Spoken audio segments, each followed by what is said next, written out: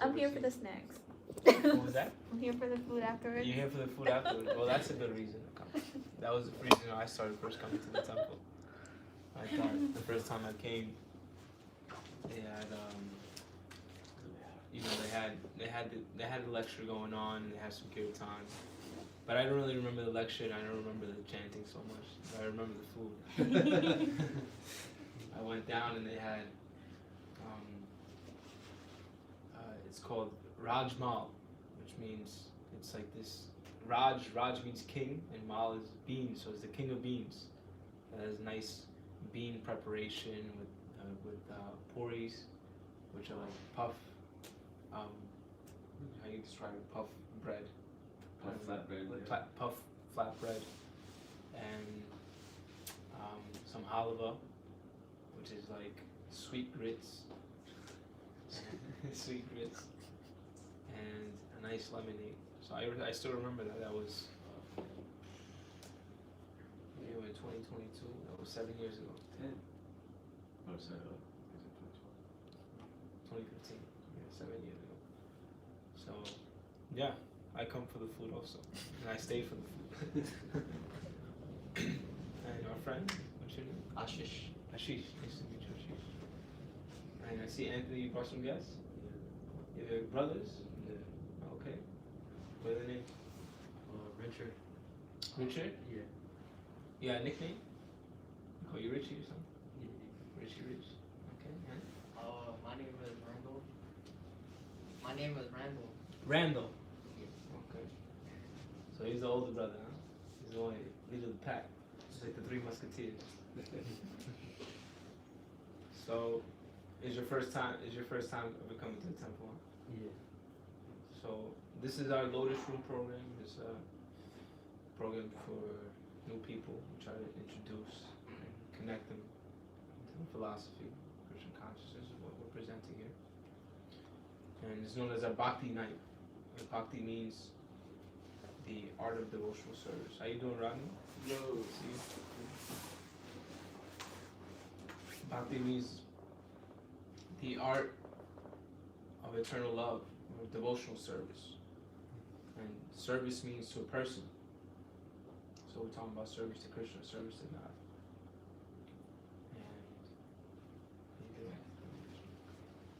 And so, particularly today, I wanted to take a look at a very special verse in this book called the Srimad Bhagavatam, which is one of the Vedic texts.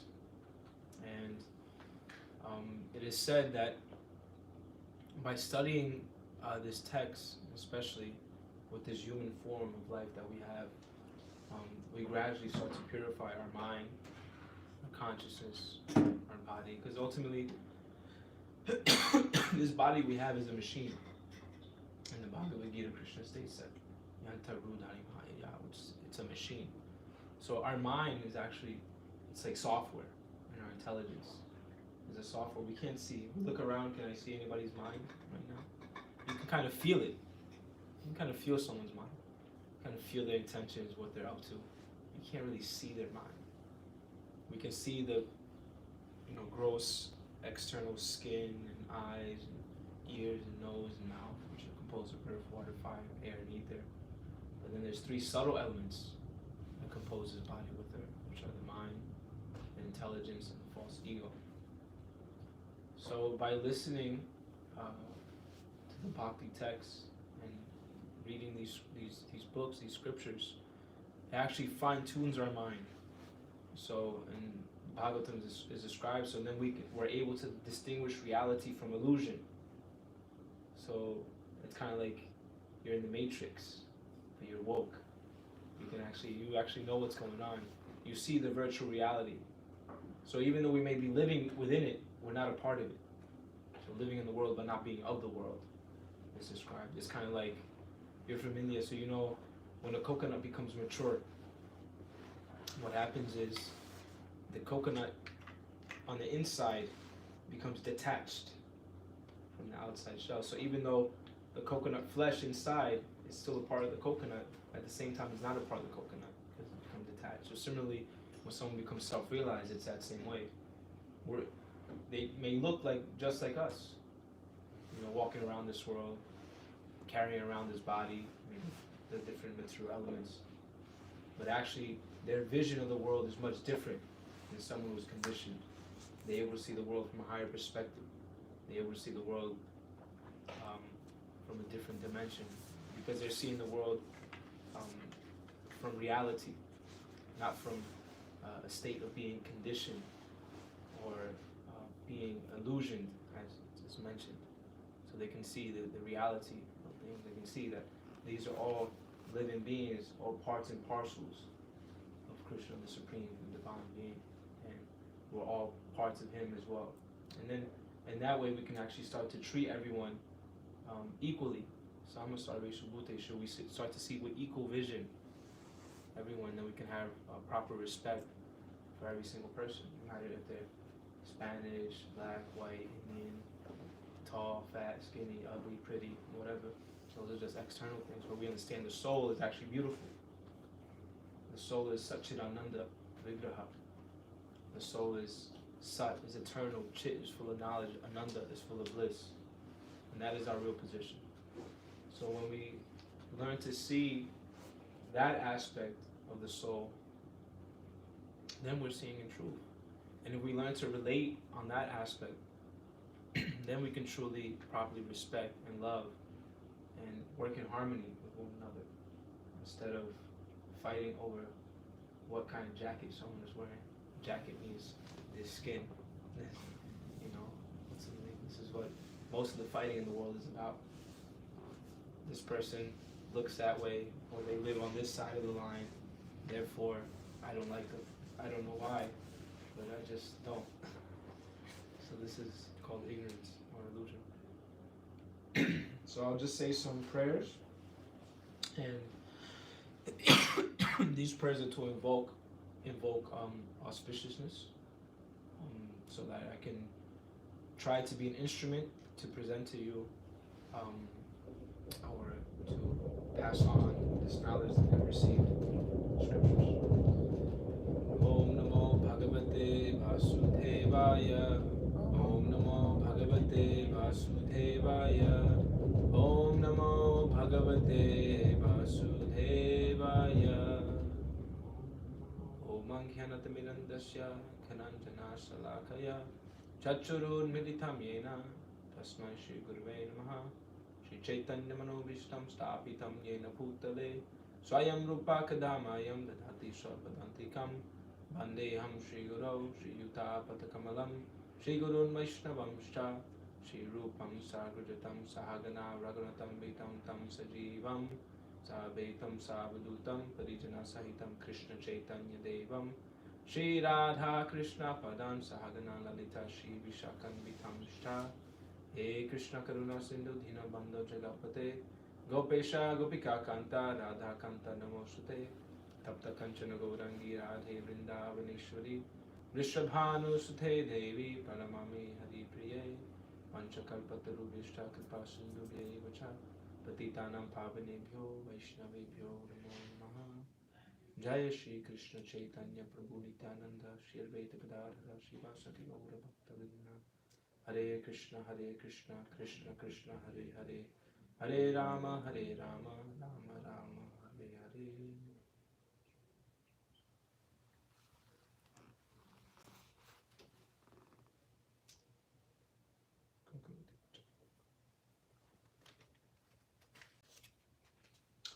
So the Srimad Bhagavatam, it's a vast body of work. Actually contains 18,000 mantras. That's a lot of writing. And mantras, man means mind, shra means to deliver. These sound vibrations are meant to tune the mind, to raise the mind to a higher vibration.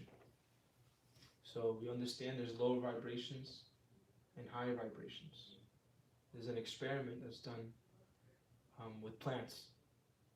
And these two plants, they're given the same amount of water, same amount of sunlight. It's fed the same nutrients. But the only thing that changes to these two plants is the vibration that's given to them.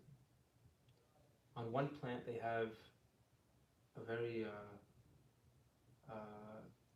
not so pleasing vibration. Maybe some screaming, yelling, and they play that over the loudspeaker on this plant. And on another plant, they have very melodious, some nice music, jazz or some blues, very uplifting. And after a few weeks of this experiment, even though water, sunlight, and nutrients were the same on both plants, just because of the difference of the vibration, the plant that was receiving the yelling and screaming had died, whereas the plant that was getting the proper vibration was bright and vibrant. It's what is it? It was showing off its leaves and its petals, nice and bright. So just by this experiment, we can understand that vibration does have an effect on us. The way people speak to us, the way they interact with us, the energy they put out towards us, it has an effect. So therefore, in the Bhakti text, it describes that we should try to expose ourselves to spiritual sound vibration. And there's various ways that we can do this. One is through mantra chanting, Kirtan, that we did as you were walking in today. There's personal chanting, like chanting on beads, on japa beads. There's also chanting of the tantric text and reading the spiritual literature. This is also a positive spiritual sound vibration that has a positive effect on our consciousness. So I will read one verse, and this comes in the 3rd canto, 25th chapter, 21st verse. And I'll share this verse with all of you, and then I'll go through the verse explaining specifically what this verse wants to show. And as Nathabar was mentioning, we were going to talk about divine qualities. So this particular verse focuses on explaining the qualities of a sadhu, or a saintly person. So the qualities of a saintly person are kind of described like if we were, let's say, describing the qualities or the characteristics of a ripe banana. A ripe banana, we would say it's yellow, has spots, has a sweet smell, very fragrant. Same thing with like a papaya. I had this experience last week. I was visiting a friend, and he had bought us some papayas.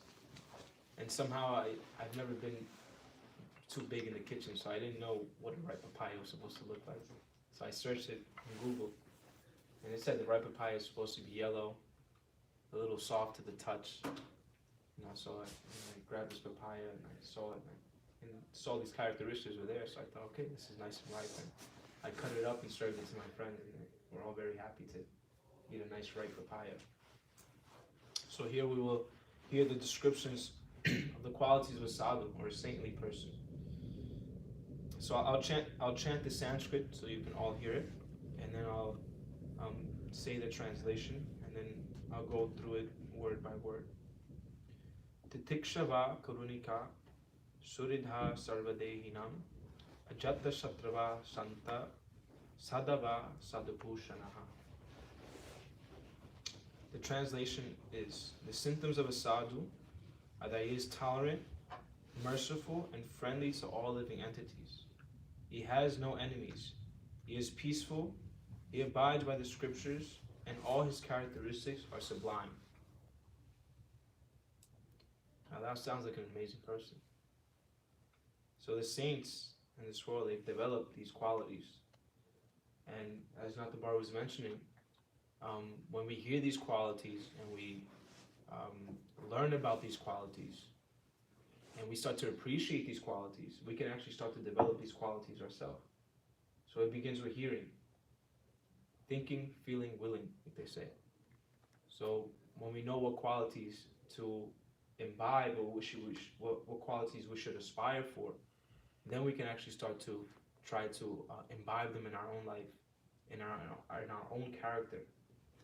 Just like when we know what a ripe banana looks like or a ripe papaya, we know what to look for.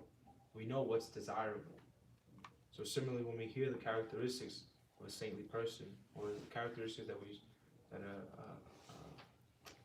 a saint is supposed to have, then we say, wow, I'd like to develop those qualities as well. And we will work towards that. So the first quality that's listed here is titikshava, which means tolerant. Now, in the Bhakti text, there's an example that's given that one should be as tolerant as a tree. How is a tree tolerant? One may ask. A tree is very tolerant. Like these past few weeks have been so cold. You see a tree just stands there, doesn't complain, doesn't give any protest. Or in summertime when it's really, really hot, the tree just stands there. It tolerates. And apart from tolerating, it also gives. The tree gives fruits. The tree provides shade also. And the tree gives shelter as well. The tree gives and it tolerates. So developing this quality of tolerance, we're able to let the little things go in this world. Today I was reading one example of tolerance. And the question was asked that if you had $86,400 in the bank, if someone took $10 from you, would you throw away the other $86,390 and just go after that person and chase them and try to find them and run them down? Would you? Probably not, right? So similarly, the example that was given is that we have 86,400 seconds in the day. And if someone came by you and said something to you that could have disturbed you, would you spend your entire day worrying about what that person said? We shouldn't, but most of us sometimes we get a little caught up. But the point here is that if it's just 10 seconds of your day, just let it go. Don't stress it. It's just a little thing. You know, a lot of times throughout the day we get caught up on things that are not really worth our time. And this is a part of tolerance. Can anybody think of any examples, maybe that has happened to you today or in the past week, where you had to show some tolerance? If you'd like to share.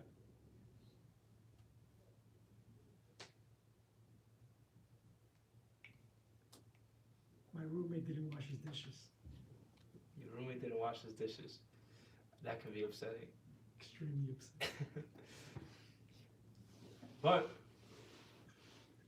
what did you do in that situation? There's a couple options. You could just wash it, and that would take what, a few seconds. You can move on with it. You don't wash dishes, do you? A few seconds? Just a few seconds. But tolerating. The point is that, yeah, we just tolerate that. And it's a little thing.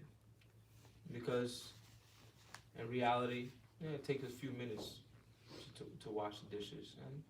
And then you can say, you know, you left the dishes dirty, and I don't mind doing them, but it would be nice if you did them. But it could be a cause for argument, could be a cause for distraction, it could be a cause for creating a disturbance in the apartment. But for the sake of keeping harmony, sometimes we may say, oh, it's a little thing. It's really not that big of a deal. And move on with the day. So that is one aspect of the sadhus, is that they tolerate. Some examples from the Bhakti text of tolerance is one great saint named Haridas Thakur. And it's amazing. He was an amazing person, actually. He was born Muslim, and then he started chanting Hare Krishna.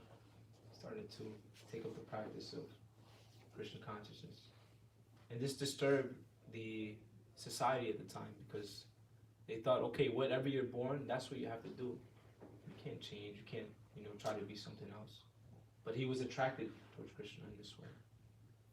So they took Haridas Thakur and they told him, the king actually came to him and told him, he said to him, you better stop chanting Hare Krishna and take up your monthly practice again. Haridas Thakur said, you can cut up my body into 1,000 pieces and every one of those 1,000 pieces will chant Hare Krishna. So he said, the king said, so be it. Drag him through the marketplaces and beat him. So that's exactly what they did. The guards dragged him to 22 marketplaces.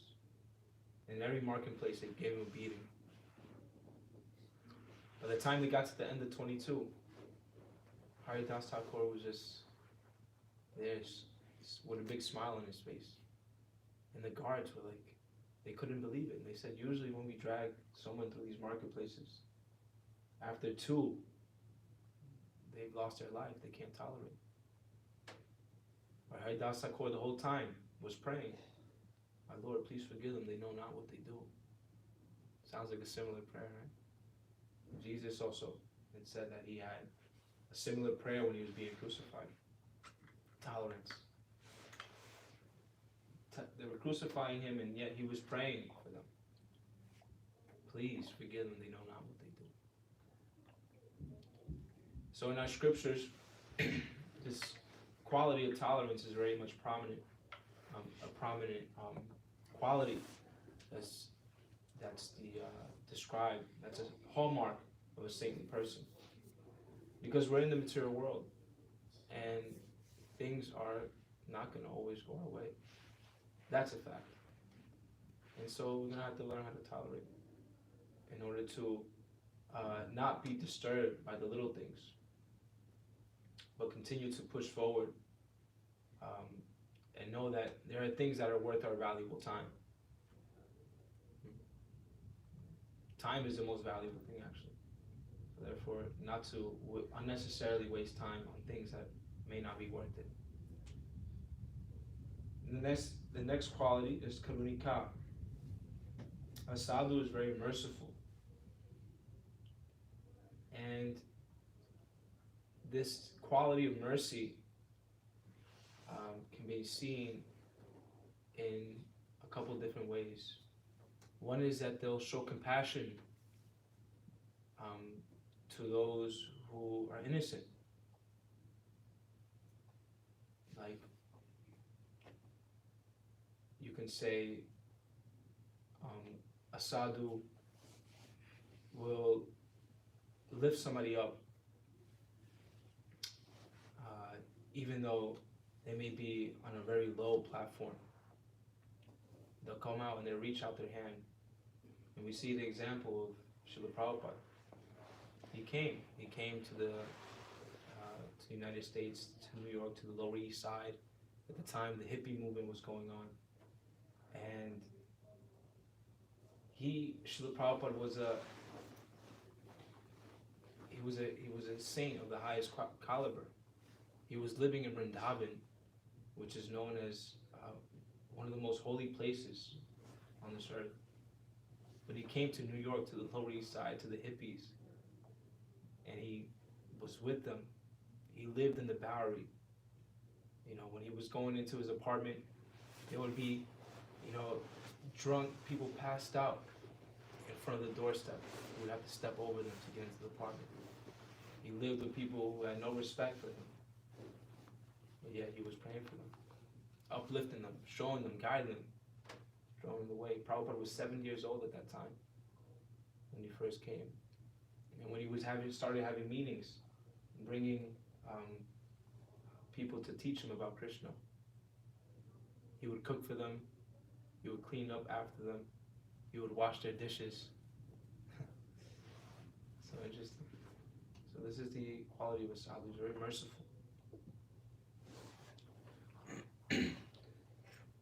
Suridha Sarvadehinam.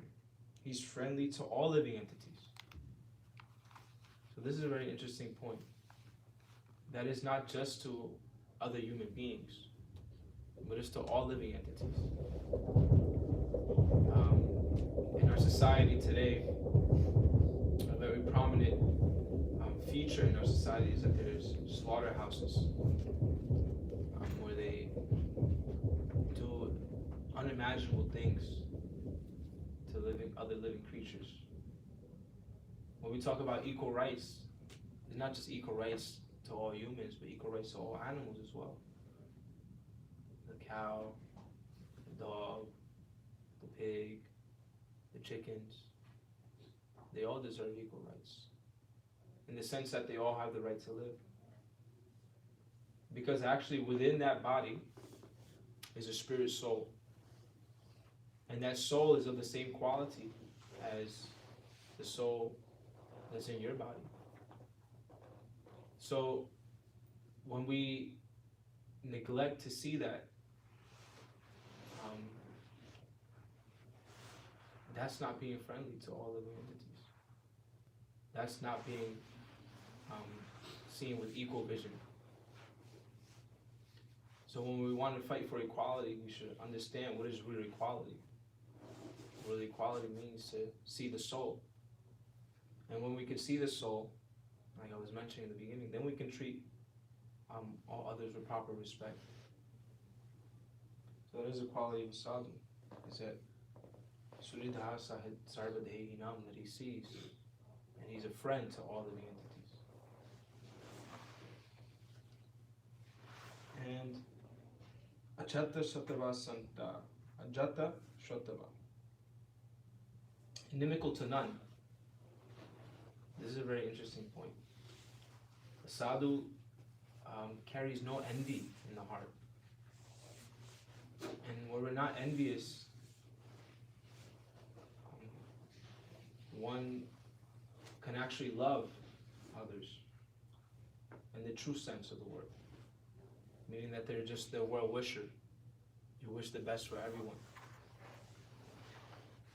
Srila Jiva Goswami was a great saint and teacher of the Gaudiya tradition that we belong to, one of the Goswamis, said there was different ways to interact with people. He said for seniors, for the saints, we should try to do some service for them. For those who are equal, like friends, we should be friends with them, friendly, love them. For those who are innocent, or for juniors, we should show them mercy. We should show them compassion. And we should try to teach them. And then for those who are inimical or envious, we avoid them. But at the same time, we pray for them. So this quality of being non-envious is that we're truly desiring the best for others. And then, if we're truly desiring the best for others, that can have an effect on people. Just that point. Just that point of wishing well for all living entities. We can transform the atmosphere. You can feel it when you go into a room and someone actually, if someone doesn't care about you. I've had this experience where you go, you may be going to buy something at a store, and then the cashier is just there and they speak to you, but it's kind of like you're not there, like you're just kind of another number for them. You're just another dollar in their pocket. They have no concern for who you are. So this animosity creates great division, not only with others but also with ourselves. Therefore, but the more we learn to transform that envy into love, then it creates a harmonious situation, not only for ourselves but everyone who comes in contact with us. And ultimately, we can change this world one soul at a time, beginning with ourselves. So if we learn to imbibe this quality of non-enviousness, being inimical to none, then we can start to see a very nice change in the world. Santaha, peaceful. So this is another quality of the sadhu, is that he's very peaceful, not disturbed by so many things going on around.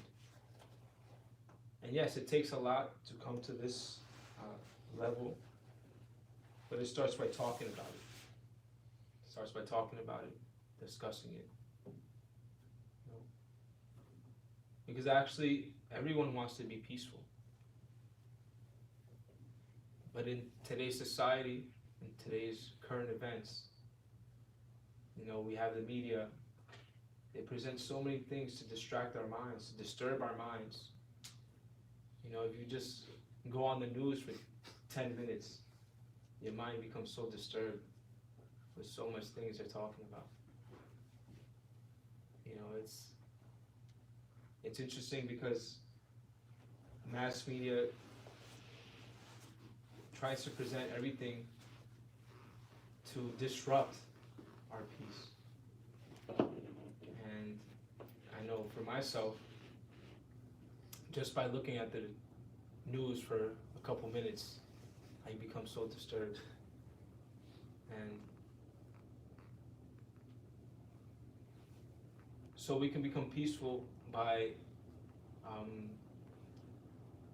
connecting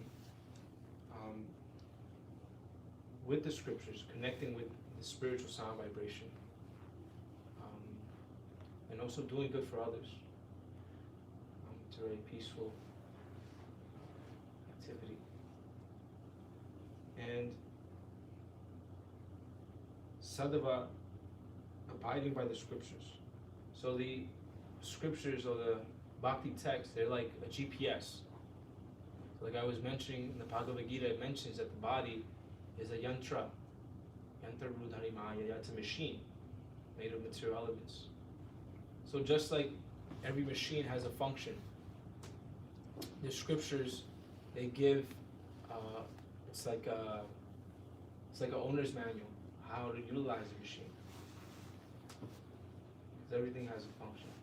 Just like this cell phone has a function, I can make calls with it, I can text, I can browse the net, listen to music.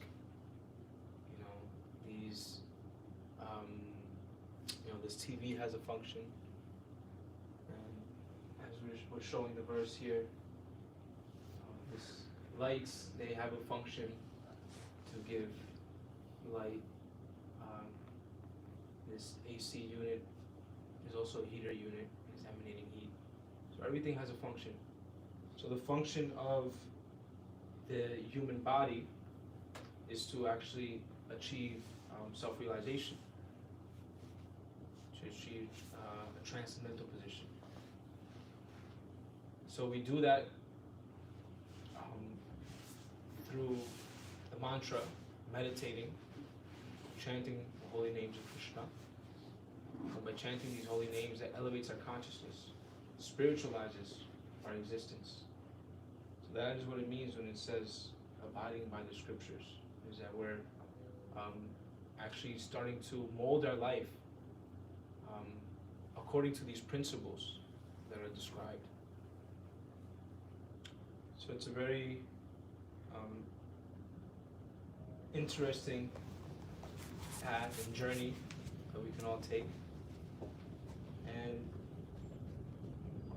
by learning about these qualities and by trying to imbibe them in our own life, we'll see a tremendous change.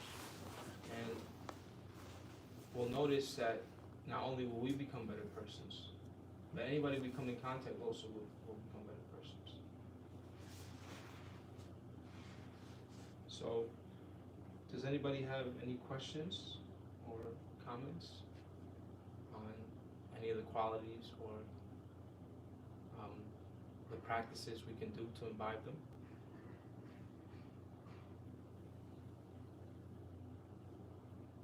Yes, George. Hey, how are you? Could you define a little bit tolerance and mercy? Yes, so you came in Sorry. a little bit after, but it's okay. I can go over them again. It's like, how much do you tolerate? Like, if you're in a process and it's not like a light switch, that it's darkness and then light, you're kind of like summiting a mountain, so to speak, but then there's moments that the rocks shift. So yeah, we may have to make adjustments, and there is a breaking point, kind of like the straw that breaks the camel's back, so to speak. But we tolerate according to our capacity. And like I was mentioning, there was a Jiva Goswami, one of the great sages in our tradition. He mentions how we can interact. So if we're in a situation that may be pushing our tolerance, we can always walk away. That's always an option.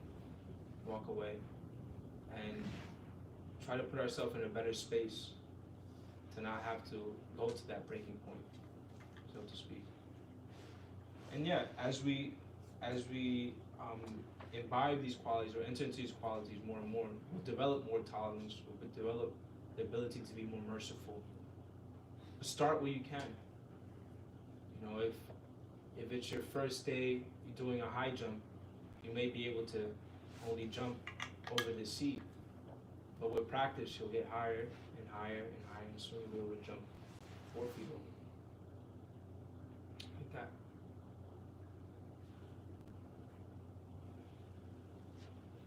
Hare Krishna, your name? My name? Yeah. Camilo. Camilo. Nice to meet you. Thank you so much. Sorry about my shoes. I don't know. I have my shoes. Don't worry about it. Everybody. Not a big Sorry. deal. It's my first time here. Yeah, no problem. Not a big deal.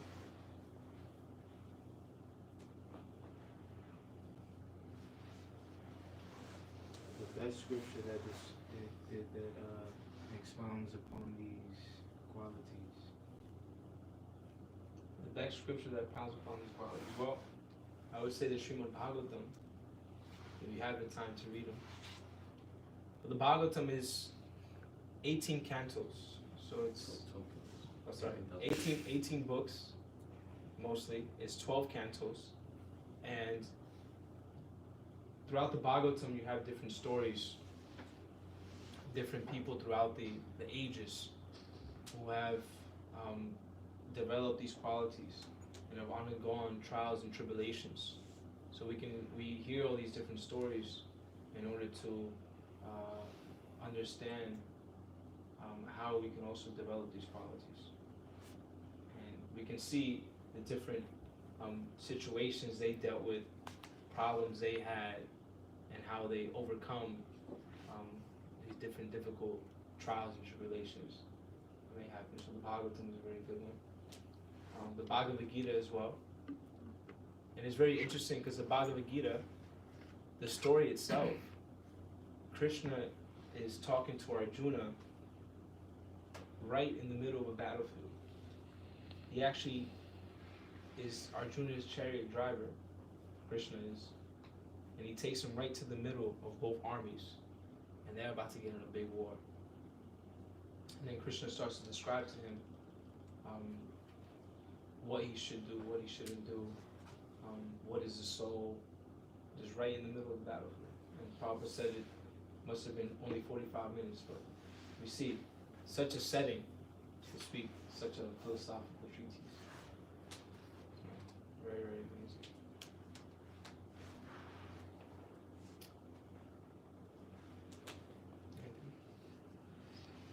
You have a question?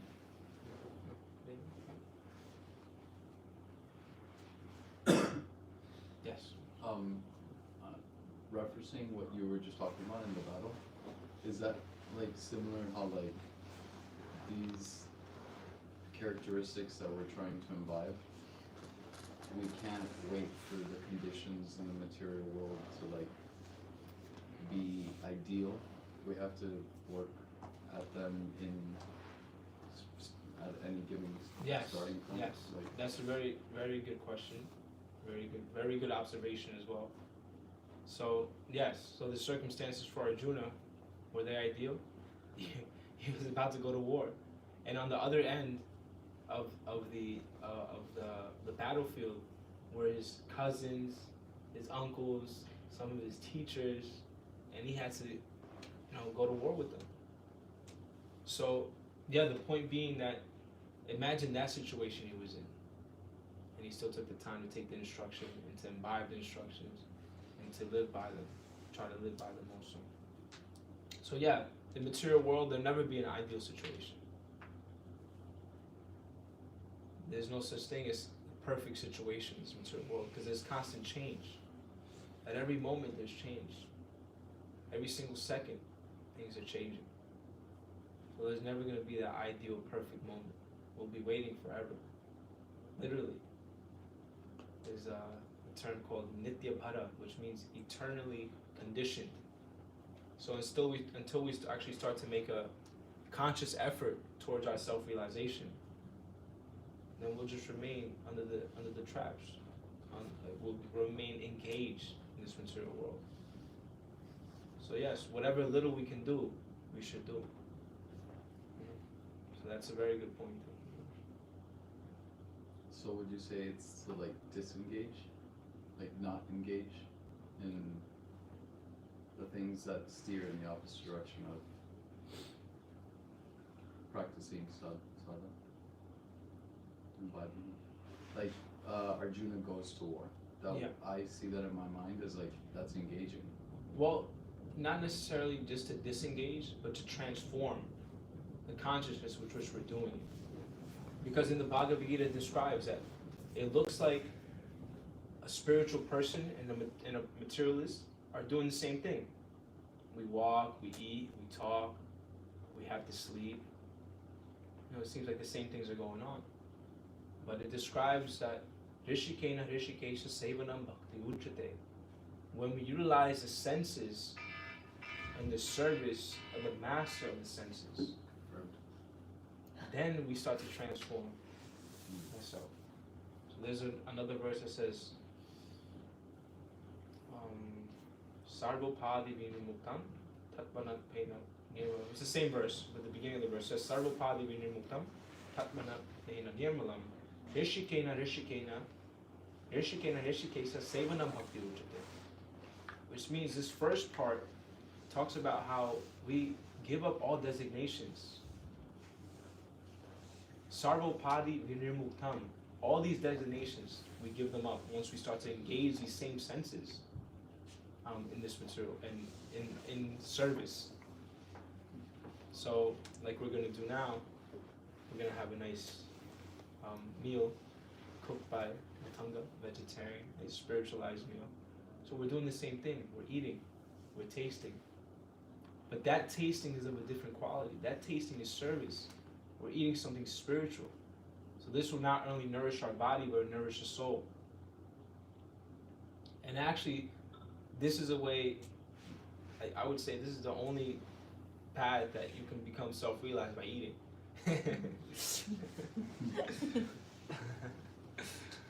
Anandamoy, it's called. Realizing the presence of God through food. So it's very powerful. So yes, that's why it says that this bhakti is the most merciful process. Bhakti yoga, this devotional service. Because whatever talents we have, we can engage in service. Melissa and Devin, they're graphic designers. They can make, we were thinking we need some Maha Mantras around here. Maybe you guys can design some nice Maha Mantra in that service. You're very intellectual. You can use that mind to understand the philosophy and apply it and teach others, convince others. So it's all these different things can be engaged in the service of Krishna. And therefore then it becomes spiritualized. We're working towards our self-realization. Anthony's going to come and shave up all the monks. Going to barber school. So, like that. We can utilize these tools we already have abilities we have. Bhadra Yamuna, she's a very good cook. Makes nice things for Krishna, makes nice sweets for the program every Tuesday.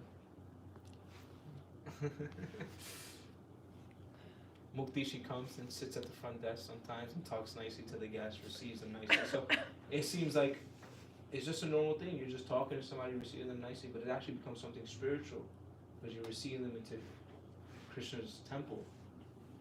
You're guiding them. Yeah, go down there. That's service. Oh, many different ways you can do it. That was a good question. Just to bring it on home with your first question, like, what is mercy, what is tolerance, and how to like develop these qualities. So like Gopal's saying, like it's more that we engage in welfare work, we work for the benefit of others, para upakara, thinking about others, and specifically like, there's, how to like bring them to these spiritual qualities. That is the best way to help ourselves as well. It's like the more we give, the more we get.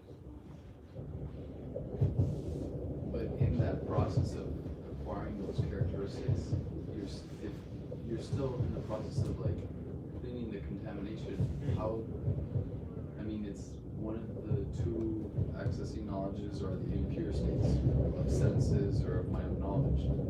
Those are, I find it, I'm always like wondering whether, is this an egoic thing? Is this, me trying to impose my opinion or educate, or even if it comes from the heart and I'm passionate about it, or I want to share something with someone, how do I really know that the other person, who am I to, sometimes people don't even want to hear it, or they'll fight you to the end to, show you the opposite.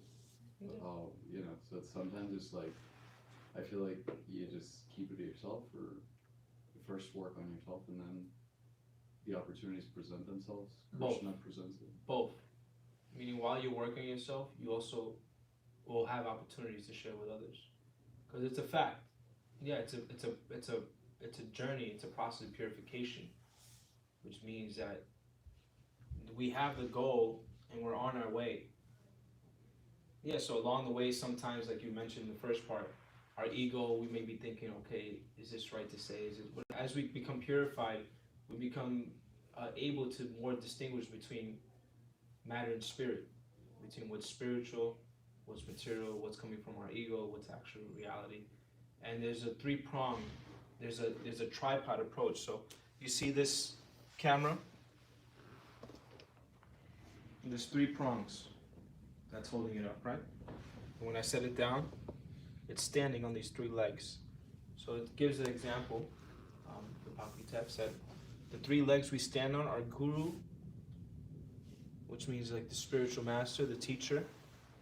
Sadhu, which are also saintly persons and other practitioners of the bhakti. And then Shastra. So these are the 3 prongs we stand on. So we can analyze our thoughts as they're coming in, and the thoughts we're having, the activities we want to do, and we can say, are these in line with what the Guru says, what the sadhus are saying, and what it says in the Shastra? So it's kind of like, you have the checks and balance system. Because I can say, okay, is it spiritual to, just to give an example, to just kill this bird that's in front of my temple for no good reason. I just want to kill it. That thought may come into my mind. Now, I look at the verse we read today, Suridas Rahidevinam. He's friendly to all living entities. So, is that me being friendly to this bird? I'm going to take its life right now. Is that being friendly? Think about it. It's not. So now we say, okay, that's a thought that's coming from my, false ego or materialistic thought, that I want to take the life of another living entity and not be its friend. So like that, we can utilize. So it takes time, yes, of course, because the discernment. Yeah, it takes some time. It's kind of like when you become, for example, a doctor. You'll go to the doctor's office and you'll tell him your symptoms, and right away he'll tell you, okay, you have this is the medicine you need. Now you say, wow, he thought he did that so fast, but how much study and how many years of school did he have to go through and apprenticeship and residency to get to that point that he's able to just give it out like that knowledge. Do we have one more second more? Yeah. Just weirdly enough, I can't believe you just brought that up. I was talking to someone about how the doctor, I went to the doctor's, and this is awkward, whatever, diarrhea. Yeah. And I'm telling him, oh, this is what I'm experiencing. And you'd expect him to come back with like that expert knowledge. And I'm like, and he says, oh no, don't worry about it. You're stressing yourself out. Don't read too much into it. Kind of like this just general response. Yeah. And me, honestly, in my mind, I'm thinking, oh, he's being very egoic about this. Like the profession, the identification, the DR before his name, and giving me instead of just saying, wait a couple days, if it's extended, it's just in reverse to your example, but it's still like hitting the root of like sometimes, like it's not, I guess it's what you were saying earlier, that like it's not about disengaging or engaging, you still got to show up in life, but it's about from like where you're coming from. Yeah, like the intention behind yeah, it too. Yeah, it's very important. We can feel intention. Like if someone says to us, have a good day, we can, if they actually mean it, we can feel it. But if they don't, like the other day, I'll give you an example.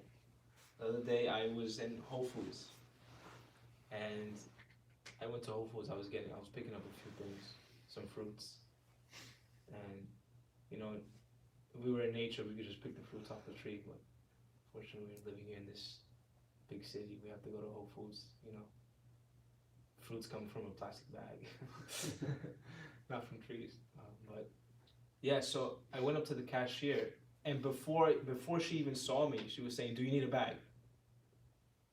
Like before even greeting me, so I just thought for a second, and I just looked at her and I said, how many times a day do you say that to people? And I kind of got her, and she was like, oh, I say that like all day. And then right away she was just kind of just like, it brought it back to the present. She was acting robotically, do you need it back, and then she brought it back, and she was like, and then she looked at me because I was wearing my my kurta, my dhoti, and she goes, and then right all of a sudden she just like, I just saw her soul like looking through, and she was like, who are you guys? What do you do? Like I see you guys come all the time. Like, do you have any books? Like, do you have a temple nearby? And right away she became interested. But that's because I made her engage, and I said, hey, be present. That's one of the things. A lot of people are not present. They're just robotically going through the motions of life. And then they come to being 70 years old, and they're like, what happened to my life? I don't even know what happened. It's just like a flash. So I think now we can What are we gonna do, Gopal? do some. Has anybody ever tried japa meditation? Japa, chanting on beads. Narayan has his beads. You've tried it before? Yeah? Okay. Mukti? Japa? Have you guys tried japa? I don't think You haven't in your tried? ways. No? Like Okay, I we have to do some done japa. some So what we're gonna form. do now, Anthony's the expert. Where are the beads? So we're gonna try this japa meditation, because this is one of the processes that actually that we can do every day to help us be present,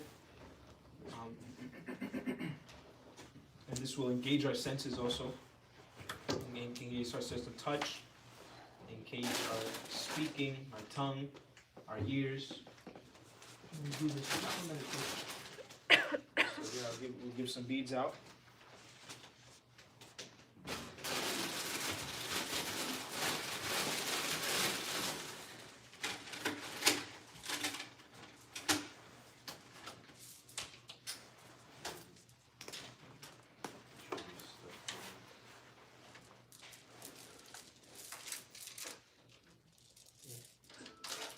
Figure it out.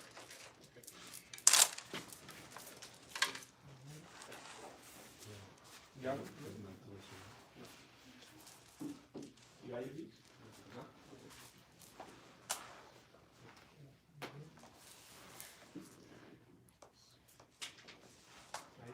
You got yours? one yet, Rami? You got your own, right? Well, I left my beads upstairs. Okay. Alright, everyone. Okay, everyone has? Or George is? I have a pair.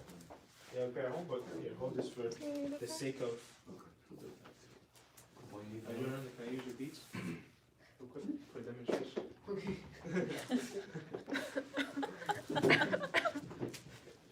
So here's a fancy, but you get the idea.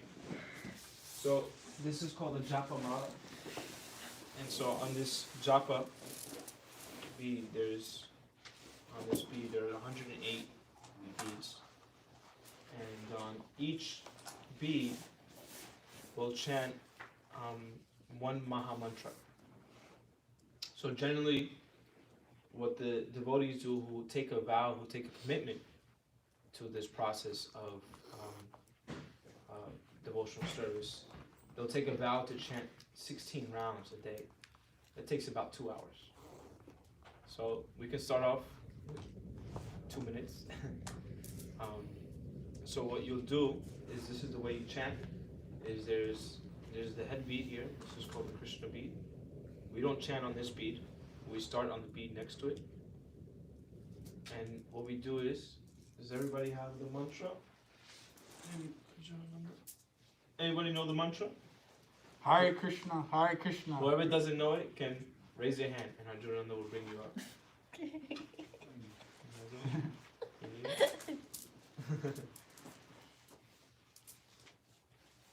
Okay, so you see the mantra there. It's written. It's 16 words, 32 syllables. And so what we're going to do is, you can hold it. Generally the way we hold it is between our middle finger of the right hand and thumb. First beat. And then we'll chant one whole mantra like this. It goes Hare Krishna, Krishna Krishna, Hare Hare, Hare Rama, Rama Rama, Hare Hare. So we're going to do 10 together. Okay? Hare Krishna, Krishna Krishna, Hare Hare, Hare Rama, Rama Rama, Hare Hare. And go to the next beat. Hare Krishna, Krishna Krishna, Hare Hare, Hare Rama, Rama Rama, Hare Hare. Hare Krishna, Krishna Krishna, Hare Hare, Hare Rama, Rama Rama, Hare Hare. Hare Krishna, Krishna Krishna, Hare Hare, Hare Rama, Rama Rama, Hare Hare. Hare Krishna, Krishna Krishna, Hare Hare, Hare Rama, Rama Rama, Hare Krishna, Krishna Krishna, Hare Hare, Hare Rama, Rama Rama, Hare Hare. Hare Krishna, Krishna Krishna, Hare Hare, Hare Rama, Rama Rama, Hare Hare. Hare Krishna, Krishna Krishna, Hare Hare, Hare Rama, Rama Rama, Hare Hare. Hare Krishna, Krishna Krishna, Hare Hare, Hare Rama, Rama Rama, Hare Hare. Hare Krishna, Krishna Krishna, Hare Hare, Hare Rama, Rama Rama, Hare Hare. Okay, that's it. Stop, guys. Stop. I know you want to keep going. So that was 10. But so what you can do, if you like, one of the best practices is to do this every day. You can do a challenge, japa challenge, and every day, if you like, for a month, you can challenge yourself for 30 days. You chant one round. You chant one round, which takes about 10 minutes. Doesn't take much time. You can sit straight, like you're doing, sit back straight, or you can walk around, whatever is comfortable for you. And you chant one round. There's Maha Mantra. You do that every day for 1 month, and then you come back and tell me how you feel. Okay? So if anybody would like the beads, they can just leave a small donation. There's a donation box outside, or you can Venmo us or Cash App us, whatever is easier for you. And yeah, you can take your own beads home. Start your journey. This is like, now you have the key. This is the key to the rocket ship. It's going to take you to the spiritual world. So hold on tight. Okay. All right. So now we'll just have a little kirtan. I'm going to have a dancing kirtan, so everyone can stand up. And we can move all the cushions to the side.